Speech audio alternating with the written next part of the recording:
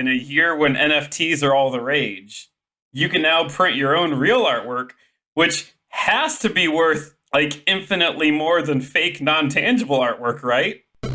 Right? I've never wanted to have sex with a pot pie, but like, I'd have sex with that pot pie. We're all weak to stepping on nails. Let me preface this by saying I wrote a script. Daytona Beach is like 2 mild inconveniences from being a post-apocalyptic wasteland anyway. So many of my tabs say semen. Are you guys ready for this weird horny adventure that we're all about to go on? You can't handcuff me for skanking. This motherfucker gaslights you. Diet Coke and Sorrow will be chapter 4. And against all odds, Kyle, we became those swirly weirdos.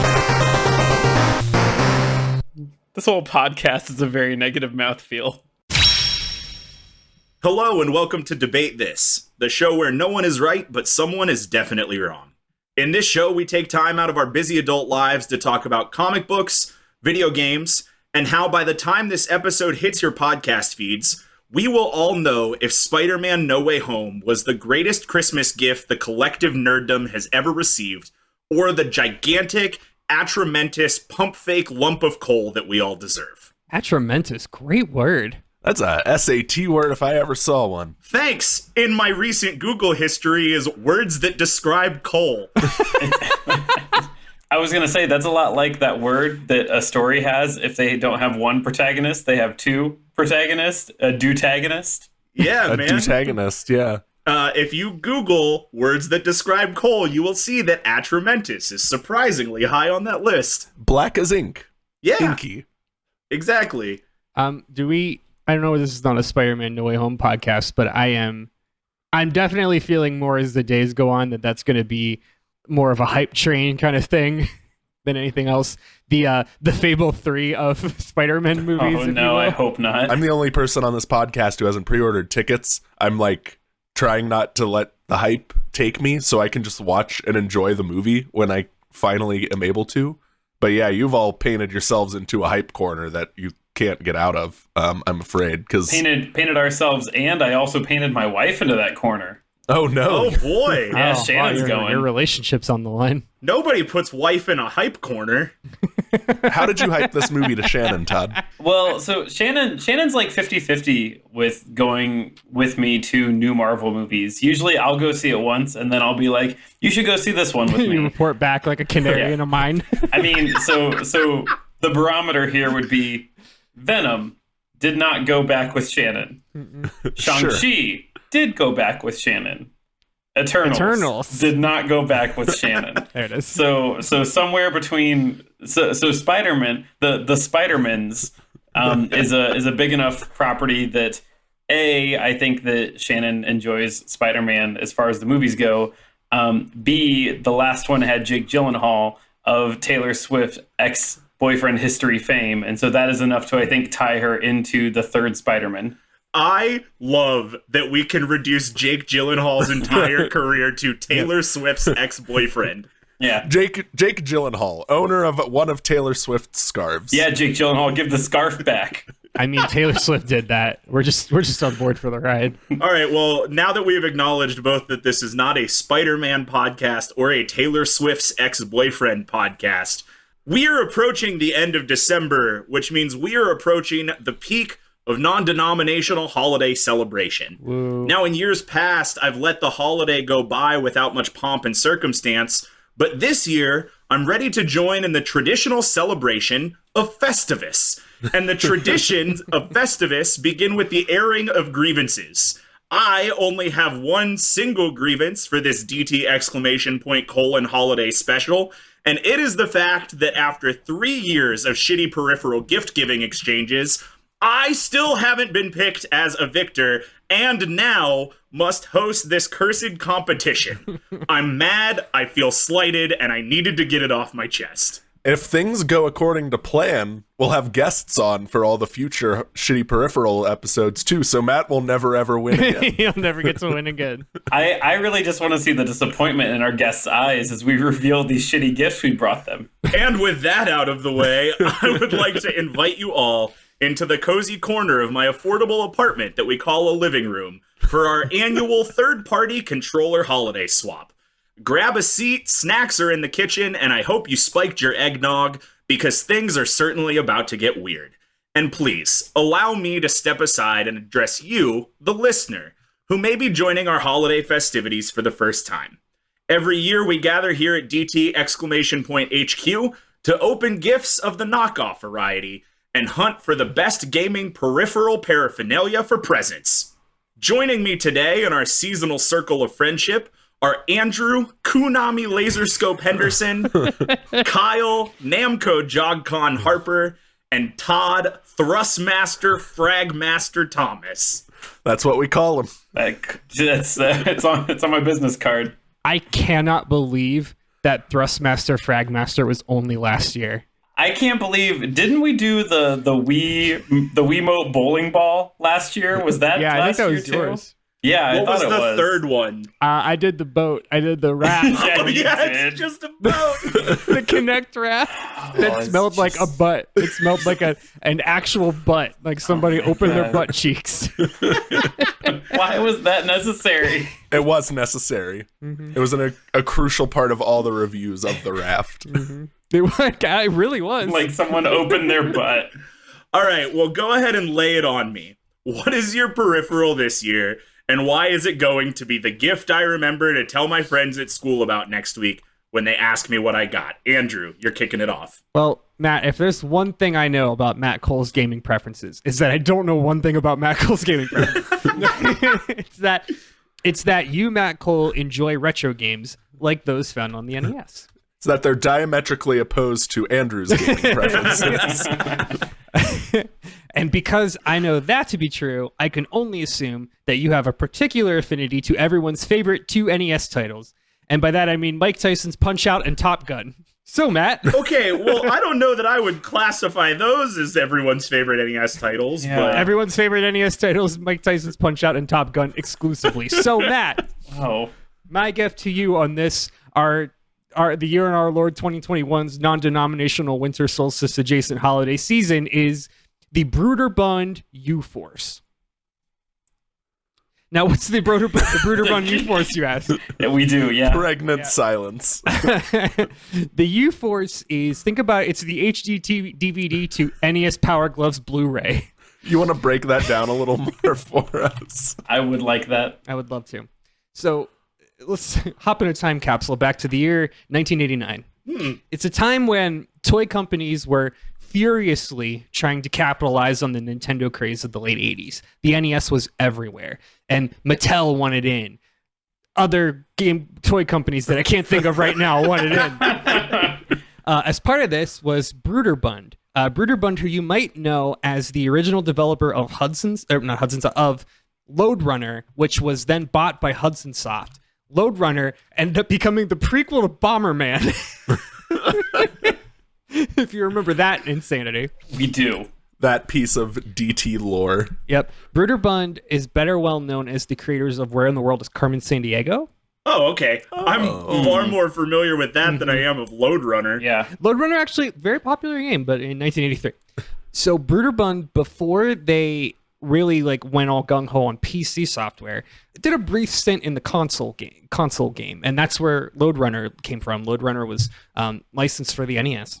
In 1989, Bruderbund released the U-Force, which is basically the first gen of motion controls. Compare it to the Power Glove. Everybody who's a lot of people who are listening know the Power Glove. That was the really weird kind of slate gray thing that had a bunch of buttons on it and was featured in 1989's The Wizard. Wow. That movie what everyone a has pull. seen. Oh Wow. my goodness. Okay. That was the greatest advertisement for the Power Glove. That's why the Power Glove went off. That's also why the Wizard existed, was to advertise Yeah. the Power Yeah. Glove. Yep, sponsored by Mattel, baby. So the U-Force, like I said, was kind of like the Betamax to Power Glove's VHS, the HD DVD to Power Glove's Blu-ray. It's the thing that didn't win out. That was basically the same thing in a different way, but didn't win out. The U-Force was created to be a motion controller before motion control tech was really a thing, but the device itself is pretty ugly. It looks like a Battleship game. It looks like it's It meant super to does. play Battleship on your NES with. Yeah. So I'll try to describe it for listeners. Think of that clamshell design of a battleship. You lift up like a laptop, like a real old timey laptop, and it's just two flat panels, right? And these flat panels, they look like a Virtual Boy. They're all black, and they have red lines. And what those panels do is they are covering infrared triggers or signals. Those signals connect with emitters behind the screens, and they create like a three-dimensional kind of like infrared field that is intended to capture motion.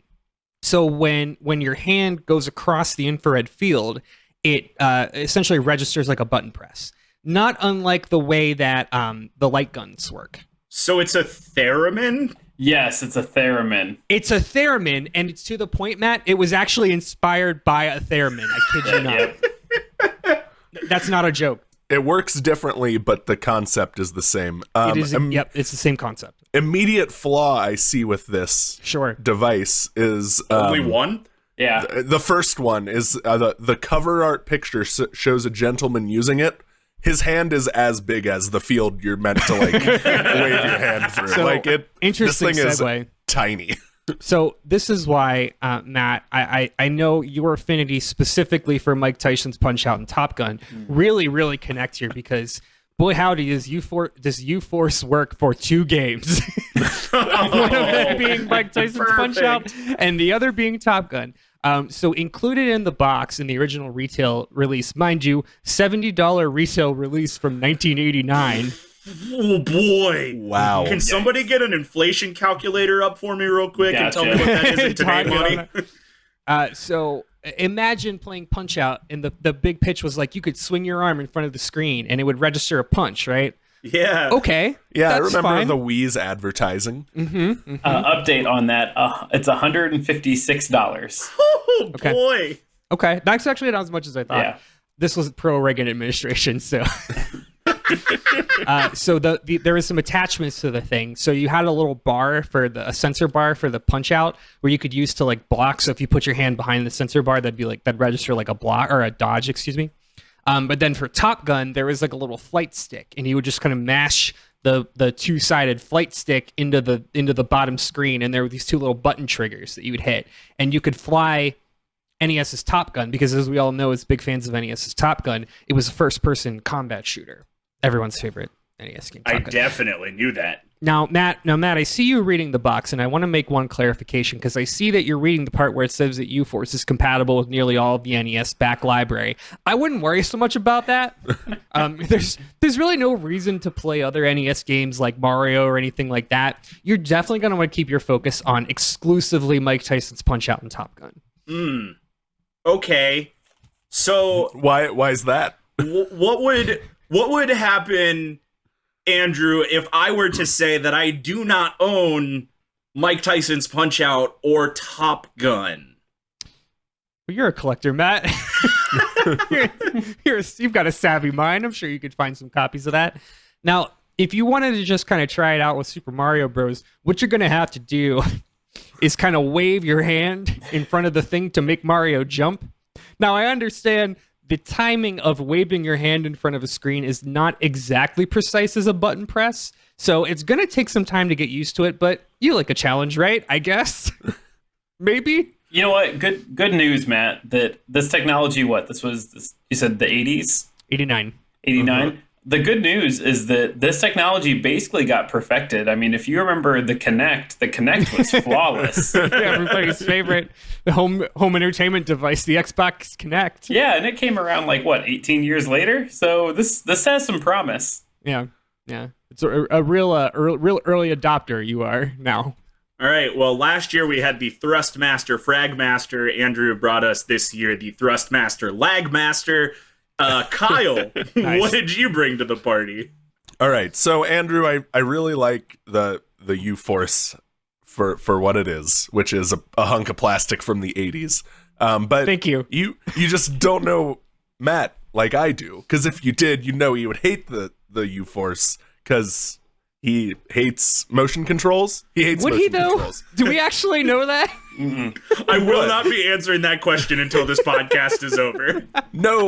No, Andrew, if you knew Matt like I knew him, you'd know that his two biggest complaints in life right now is that he doesn't get to use his Nintendo DS as often as he would like, and that he misses all his favorite basic cable daytime programming while he's out and about on the town. And that I don't is know why if this is a bit or not. That pegged me a little bit more accurately than I dare to admit. As someone who both frequently uses my DS and also asked for a basic cable antenna for Christmas this year. Awesome. Matt, you are going to then love the Nintendo digital TV tuner made specifically for the Nintendo DS. What? I have included a link in the wiki.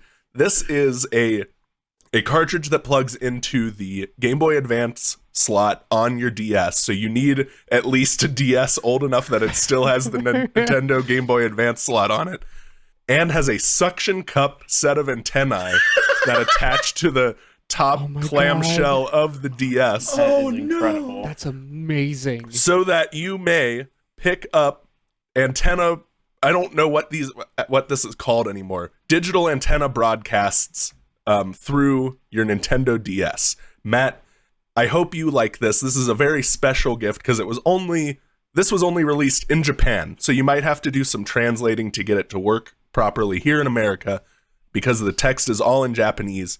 But for you, for Christmas, the Nintendo digital TV tuner. Made by Nintendo. This is not a third-party item either. This is an official Nintendo release. It's a first-party periph. First-party periph. Can I just say, this is 4 years before America had any digital antennae. Yes. This is like amazing, actually. This is like super ahead of its time. So insane. Well, I remember, so like 2007 would have been right around the time that those stupid Walkmen with a 1-inch screen that you could buy single episodes of TV shows on discs came out. I do not remember what those were called. This was roughly the same time, maybe a year or two after, you could also buy single episodes of shitty cartoons on a Game Boy Advance cartridge. Funny story, the guy who created not that one, but Hit Clips, the same guy that invented the U-Force. Oh my god.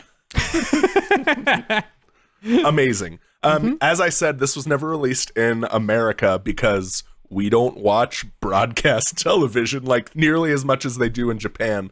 The 2 videos I could find demoing this, it does not work. And but I believe in you, Matt. You and your knowledge of retro games and peripherals, I think you can get this working so you can keep up with all your favorite shows while you're out delivering. Kyle, question. What year was this again? 2007. What was Matt's favorite 2007 shows that he's watching while he's out delivering? Just kind of curious if you have any suggestions of what Matt might be watching from 2007. Well, Todd, it's not 2007, so he's only going to be able to pick up what is broadcast on the airwaves today. Oh, so okay, Matt, I would recommend MeTV. That's really popular among everyone's dad, and maybe like Good Morning America, or like Jeopardy. If you're out driving at night, you can watch Jeopardy on the go. I mean, honestly, Yeah, well, Right? the Drew Carey Let's Make a Deal. kind of. Or Price is Usually Right. at this point, I try and like make a bid or something, but I'm a little lost in the daydream of it being 2007 and me being able to watch Survivor in my room on my Nintendo So DS funny. and not have There to you interact go. with my parents. Wow. Oh, shitty peripherals is truly the gift that keeps on giving. Todd, what really did you great. bring to this party? It's really good. Well, first off, happy non-denominational winter holiday, Matt. Happy non-denominational winter holiday to you, Todd. I hope you've appropriately decorated your holiday ambiguous plant or centerpiece. There is certainly a poinsettia in my home. Well, we're getting a little too specific, so let's dial it back a little bit.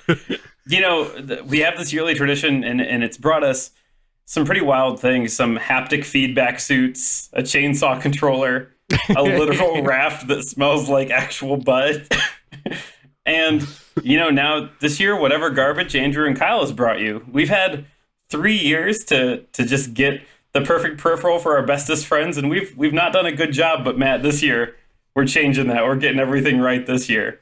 Where the years 2018 and 19 and 20 have been disappointing, that all ends here now. Because if you think the theme for 2020 was, or at least holidays 2020 was, find happiness being alone in a deadly pandemic. then the theme for 2021 is use your newfound acceptance of being alone by channeling your free time into creative outlets instead of spiraling further into madness. Oh, did you bring a peripheral that can make sourdough? Because that's exciting. It's not that. So, Matt, what I've done today is I'm combining your love of retro video games with your love of home crafting. So, Matt, I am presenting to you the new Yell JN100 sewing machine. And further, it has an evolved form, the JN2000, that both of these machines optimize the technology of the Game Boy Color that we were foolishly wasting on Mario Tennis in 2001. Matt, this thing, it's okay, out of the bit. This is wild. It is a literal puzzle in itself. a literal sewing machine that connects to your Game Boy Color, that you can download programmable designs, and you can run those designs through a very real, actual sewing machine. I want to know what happens if I trade one of my Pokemon from Pokemon Gold to this sewing machine. Does it print it out? Is it link cable compatible? That's how it works. It's definitely the link cable. I gotta say, Kyle, I don't think the 2001 technology was that advanced. This is not a 3D printer for your Game Boy Color. Well, no, I meant more like it would embroider it onto something. It did get to the point. So this is, again, real. There was an attachment for embroidery at one point where it could take images and embroider images. Shut up. That rules. Because awesome. the final evolved form of this machine, the JN2000, it also had an attachment called the EN2000 that was the embroidery arm. This is a real deal. This is a sewing machine, an actual sewing machine. Did it work with the Game Boy Eye or whatever the camera? The Game Boy camera and the Game Boy camera printer? That I'm gonna guess probably not, because it had an actual cartridge that had to be in to use it. Did you happen to watch this video that's linked in the article, the Fanbyte article? It's Kelsey Lewin from the Video Game History Foundation. Yes. Yeah, yes, I've watched this before. I'm watching it on mute and not listening to you, and it's really good. It looks like pattern making in Animal Crossing. Yeah, it's wow. Like, I started this out wanting to dunk on this, and then the more I watched it, I was like, okay, this actually kind of rules. Some fun facts, since we're talking about years and such. So this is a 2001 original. Without maybe looking at anything, do you want to guess how much it cost in 2001 to buy this? Well, it's shaped and designed kind of like the see-through IMAX. So I'm going to venture a guess in the realm of $250. Oh, Matt. It's, the number I saw was, I think, $700 or $800. I think it was $800. $799. Yeah. Yeah, and if you want that conversion, that's like $1,250 today. Which, that's what a good sewing machine costs. So I'm I wouldn't be surprised if this was a fairly decent sewing machine. Well, because I did just Google nice sewing machine, and that led me to one for $795. So I believe it. And the sewing machine itself was made by Singer, which is the sewing machine company. Anyway, Matt, I brought you a sewing machine that connects to your Game Boy Color. Wow. God, this is really something. And I'm holding it in outstretched arms. You went way over the agreed upon $20 maximum, Todd. Well, I found a good deal. Well, this white elephant gift exchange has taken a turn, but I, for one, have fallen in love with your gifts. However, I'm not the one you need to convince. Sorry if you were expecting the Wii Shop music, but one of our goals for the year here at DT HQ was to lock down some sponsorships for the podcast. I thought it'd be good for us to pitch our advertising skills to potential sponsors. So I would love for you to give me the podcast-specific ad read for your peripheral. And bonus points to you if you can give me a discount code for our listeners. All right. I'm ready. Hit me. Okay, let me shake it out. All right, getting into character. Hey, are you an only child?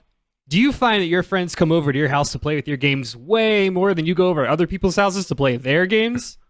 Have you ever heard your parents openly express their concerns over money? Or are you an elder millennial that has developed a habit of buying things from your youth, hoping to recapture the magic of nostalgia will push away the existential dread of late-stage capitalism?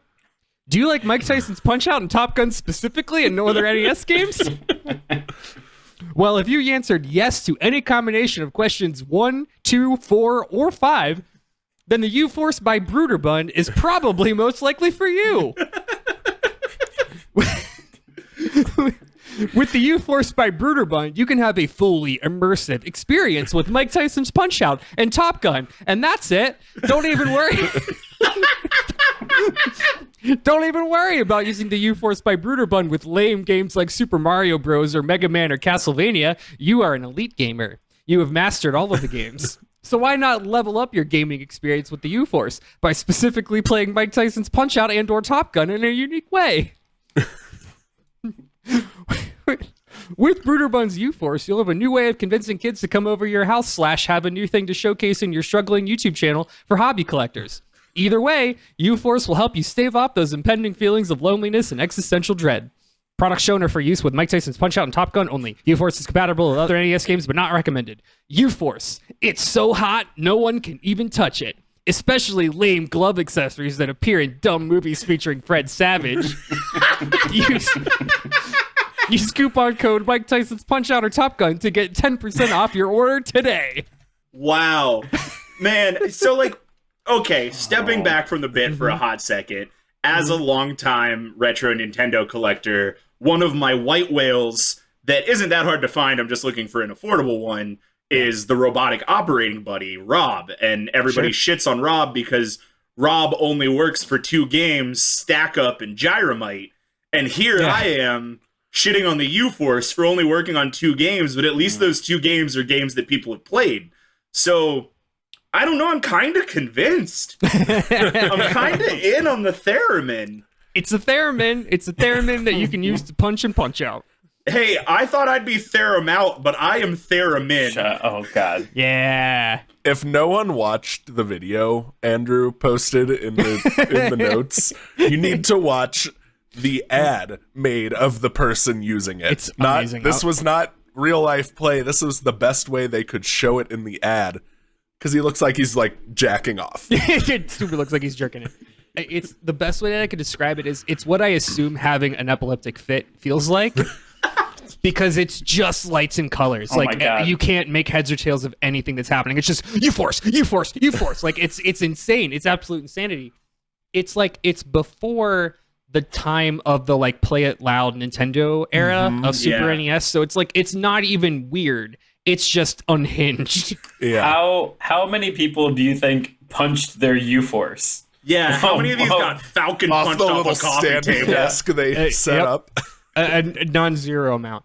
Much like a lot of these accessories, the setup that you would need to house something like this is so specific. Because like when they demoed this, actually, I'll put it in pitch. If anyone's familiar with the YouTube channel Norm the Gaming Historian or just the Gaming Historian, he actually just did an episode on U-Force and it's phenomenal. It's 35 minutes long. It's well researched and directed. He interviewed the guy that created it, who also created the Koosh rubber band ball. Oh my gosh. What a CV. God damn. Yeah, it's super, super interesting. The guy's name is Dave Capper. He would go on to create other things like hit clips, I mentioned before, like the Lizzie McGuire thing. Yeah. And Vortex footballs. Oh my God. Okay. Yeah. And I don't know this one, but I've seen it before. Bright Brush. It's like an electric toothbrush for kids. It's got like Sesame Street characters that like sing to you or whatever. Sure. Yeah. Is that the one that you could hear the music in your mouth when you brushed your teeth? I think so. Because I had one of those at one point. There's a couple of them that they show. I didn't look that much into it. So anyway, I'll link everything in the Google Doc and in the show notes for people that are interested. But I 100% recommend watching this doc. It's really interesting. Given the rest of the guy's output, I think we can afford him the L on the U-Force. Like I think he's earned that. I mean, he's a career marketer. So I mean, he's just like he's a guy that's been marketing toys for 50 years or whatever. Yeah. All right. Well, speaking of people who are career marketers and definitely know the difference between that and PR, Todd, lay on me. It's my Todd, turn. you're not next. Get dunked on, Matt. Who's wrong? Oops. Well, still smack Todd on the way by. Kyle, what you got? All right. Here we go. Do you lead an active lifestyle but hate missing your stories? Did one of your kids own a Nintendo in the mid-2000s that they then left at home? Well then, boy, do we have the product for you. With the Nintendo DS digital TV tuner, you can now use the Sudoku device that you found in your son's bedroom to watch Good Morning America while you're out for brunch with the girls. Use discount code BUTTHWOMP Airways for 10% off at purchase. Oh, wow. Stories. Did you just market something to all of our moms Yeah. simultaneously? Maybe. Oh, Because I'm pretty boy. sure all of us had a Nintendo DS that we left at home when we went to Oh, college. no, mine's here. I didn't leave it at home. I have it. My mom currently uses either one of our DSs. I don't remember whose it is. Exclusively as like a free sell / Yeah. whatever new she got one new game 4 years ago for it, and it was My mom was Same into thing. Brain Age for like 3 years. Brain yeah. Age was big for a little while. Brain Age ruled. Like, I was a good game. Brain Age was rad. Yeah. Wow. Okay, so like, is this something that we are going to get for the Switch in the next 4 to 5 years? Because you described Matt, watching don't look at my TV answer to number 3. Oh, that's so good. Oh boy. Okay, well, moving on then. Todd, what do you have? I got you right here. Do you love retro video game consoles? Did you grow up loving the 56 vibrant, groundbreaking colors unleashed through the Game Boy Color? Have you grown up in a society that's led you to believe that your personal worth is solely tied to tangible things you create? Do you crafts? If you said yes to any of these things, the JN2000 sewing machine is perfect for you. Harness the power of an early 2000s handheld as you add your monogram to your hand towels in a shallow attempt to emulate adulthood to your friends and family. Use discount code SODEPRESSED, spelled SEW, depressed, at checkout for free shipping. Wow. Oh man, excellent. Todd, just okay. Mhm. This is a question that I probably should have asked earlier, but I'm curious. Like, what are the patterns? What am I sewing? Well, okay, so there is a cartridge that you get that has like squigglies and like zigzags and letters and things like that, like to actual embroider. In the later updates, you could actually like embroider pictures. Like it would You actually mean like later patches? when you got so there's the first iteration that was the JN100, and then there was the JN2000, and that had the embroidery arm. I have not found a picture of the embroidery arm. I have not looked. I saw the words embroidery arm and I was sold. So you can embroider like, what would be effectively what Andrew described as the design maker of Animal Crossing, like pixelated like Mega Man outlines. Think like the old Nintendo Mega Man kind of thing. Huh. Okay. It's not nothing. It's surprising that this existed. Yeah. No, I mean, That's I'm wild. kind of into all of these. This is weird. I didn't expect to feel this way today. It's no John Lennon guitar, I'll tell you that. It's not a Resident Evil chainsaw controller either. Well, as we wrap up our year here at DT HQ, it is easy to forget that 2021 has actually been a year pretty sparse on content. Sure, the Marvel floodgates opened, but last year's Pan Am Airways made game production difficult and left our game guides a little thin over the last year. Well, I think we should do our part to keep the stoke high for 2022 and pitch the devs on a partnership. What future release will your peripheral be the perfect bundle box buddy for? Andrew, I'll start with you. So, Matt, as I sit here and play NES classic title Top Gun alongside you using your brand new U-Force, I find myself wondering, are there any other Nintendo games that feature aerial-based combat that are even remotely as successful as NES's Top Gun? I think the answer to that is no, but the Star Fox series probably comes the closest, a distant second in terms of notoriety. Yeah, I mean, my least favorite parts of the Star Fox games were the aerial combat. Right? Matt was the one person who liked the Star Fox GameCube game. Yeah. Star Fox Adventures Dinosaur Planet. Now, all kidding aside, to step out of the bit for a second, I think my answer is I could see this. I mean, granted, okay, what Kyle said earlier, we've done motion controls to death. We've done motion controls past to death, right? Nintendo specifically. Nintendo specifically it dug it out of the grave and stabbed it again and again. I think about specifically the Wii U Star Fox Zero. Did any of you guys play that one? Well, only Matt had a Wii U, right?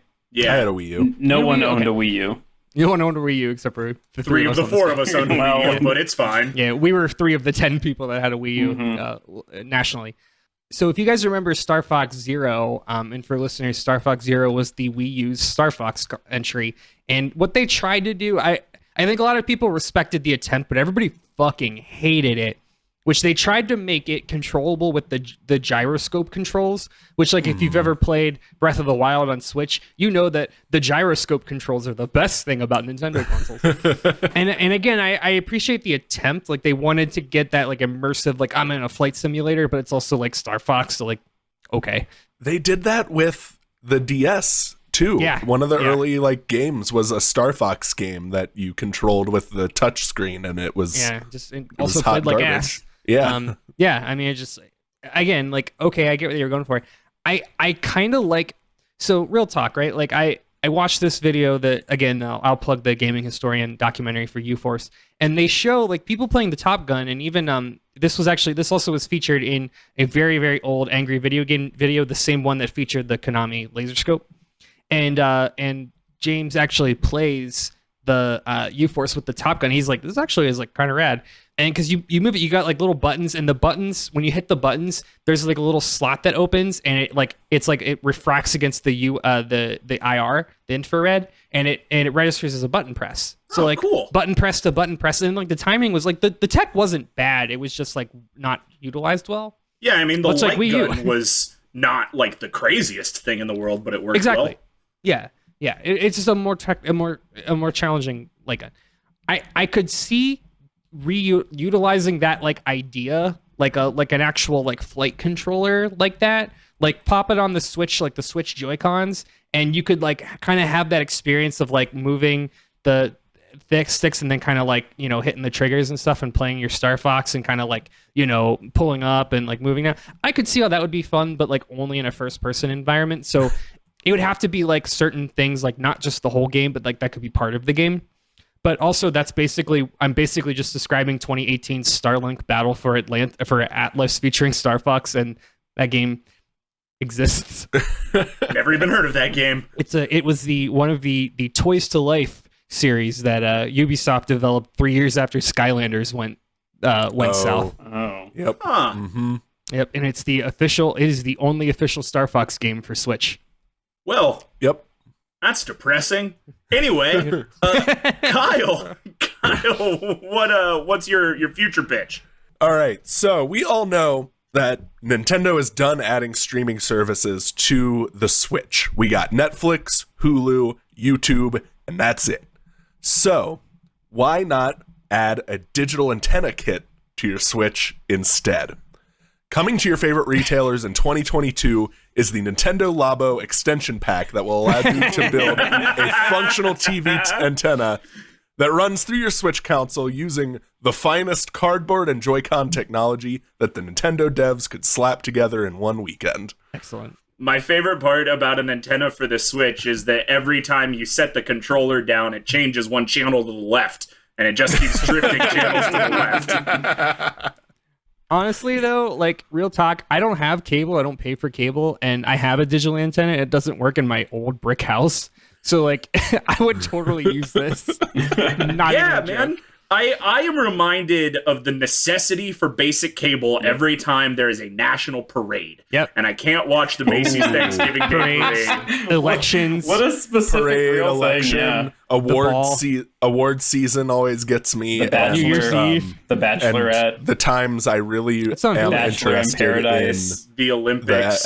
SNL guests. When I'm like home on Saturday and actually interested in SNL, I miss my antenna. But that's it. So yeah, Nintendo Labo and antenna. So, okay, Kyle, a very specific question for you. when I was growing up and one of our last TVs had an antenna, there was truly an art form of being able to like finagle them in the right position to catch the digital waves. So are there going to be multiple variants of the Nintendo Labo antenna kit, or am I going to need to modify my bunny ears on my own? Aluminum foil not included. Okay, perfect. All right, well, you've pitched me 3 gifts, and Todd didn't go. I would like to. I'm still standing here with my sewing machine, arms outstretched towards you. okay, well, you've pitched me 2 gifts. Todd, why don't you give me a third? Yeah. So the way this gets packaged, so let's be real for a second. This is a silly podcast we do about jokes, and this whole premise is about giving you a shitty peripheral. Matt, I've got an actual real answer for you that I think makes this a real thing. So the new Yell JN 2000 and the EM 2000 embroidery arm companion attachment, obviously, these would be an incredible complement to the recently released Switch OLED itself. And here's why. So the technology for the JN 2000 combined with the new upgraded graphics of the Switch OLED could allow users to take screenshots and turn them into embroidered items. So think about like the long overview of your favorite Mario Maker level now has been stitched off and printed and framed on your desk.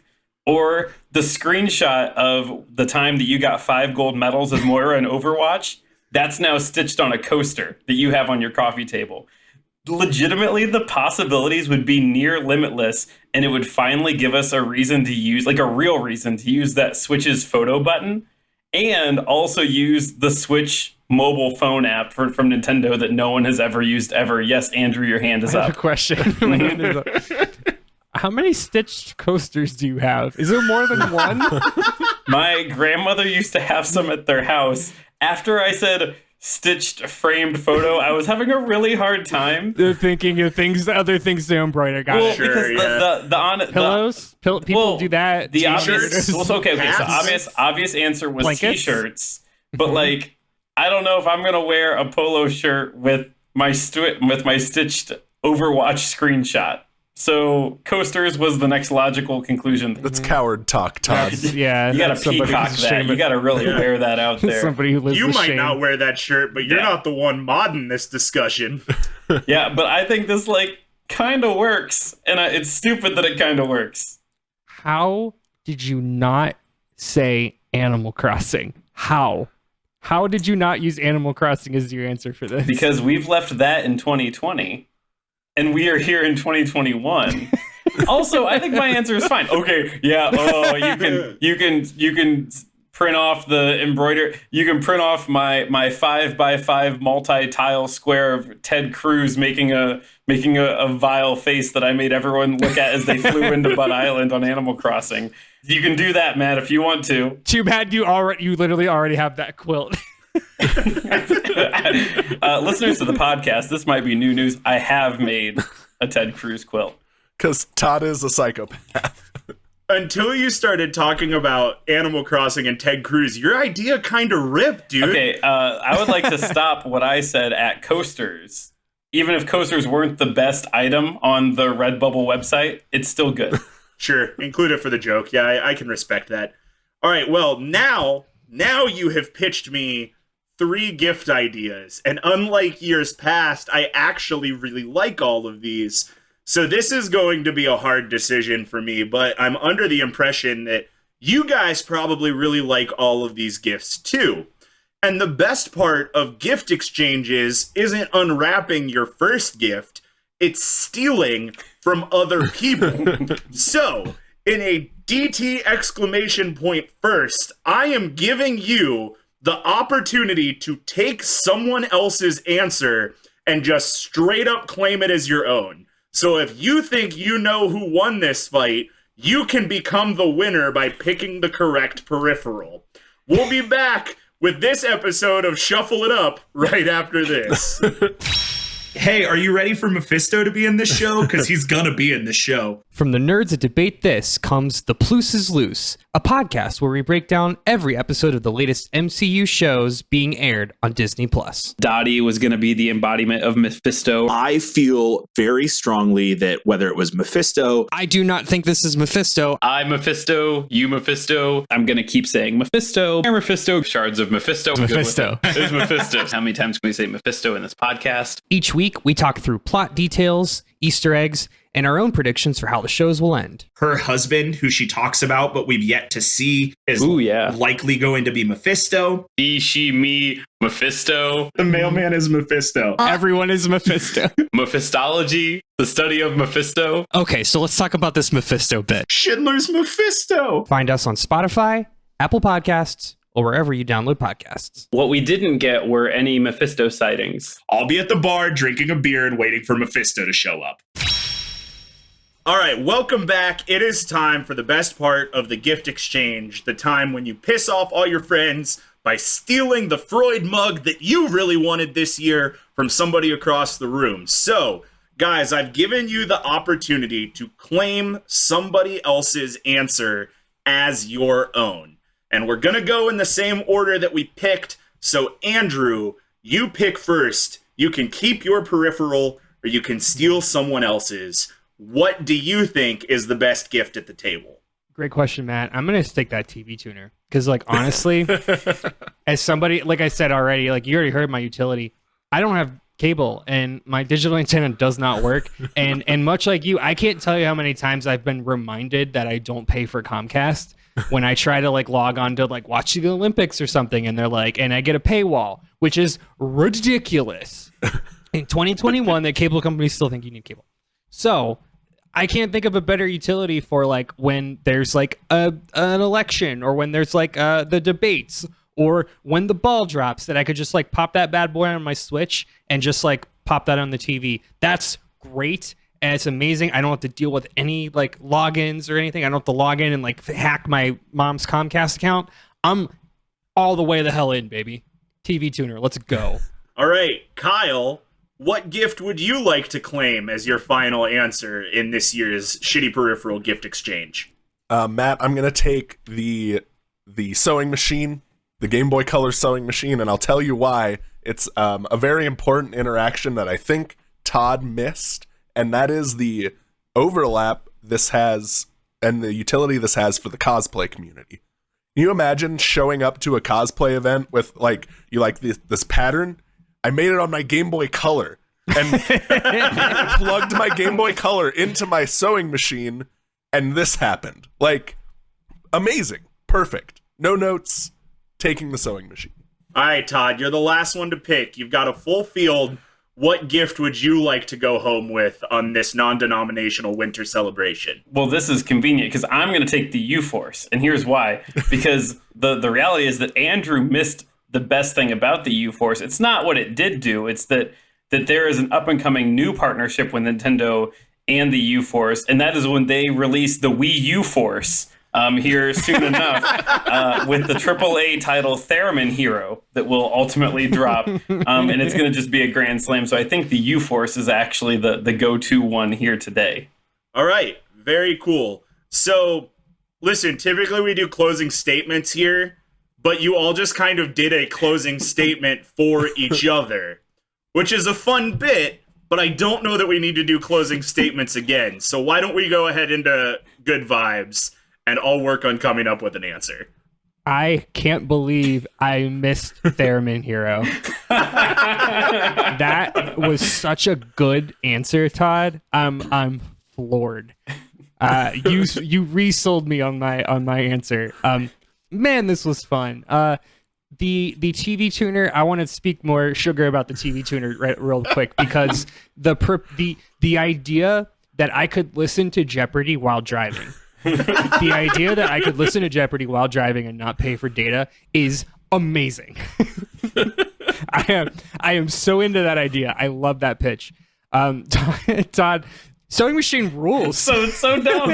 Like the attachments, add-ons, and applications for the Game Boy were so buck wild. Oh, like yeah. everything for the game, the e-reader, the printer, the other things. Like every time we do one of these, I immediately start with Game Boy stuff, and I'm like, I can't make a decision. Like I spent an hour looking through e-readers, and there's like 20 of them. Like I couldn't make a call, so I was like, I can't pick one, so I can't pick any of them. Did you see the Beyblade specific e-reader? No. What? Yeah, that was one I came across. I don't know enough about Beyblade, but There was one that was a blood glucose reader. I saw that one. I've seen that one. Yeah.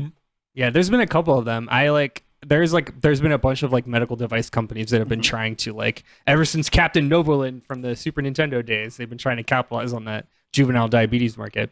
Andrew, very great. Like the precursor to motion control technology is such a good choice. Like the fact that it failed out to the only other motion control device, because that device had a whole movie made as its advertisement. Yeah. And like, who cares that it only worked with 2 games? Because like it was the 80s and it was motion control and you could play Punch Out. Like that's awesome. And then Todd, yeah, like the sewing machine that prints your Game Boy 16-bit designs is amazing. Whoever at Singer got that through development and like pitch and development is a hero and deserves, I hope, a lifetime of success and happiness. I don't think it actually did all that well. Go figure at that price point.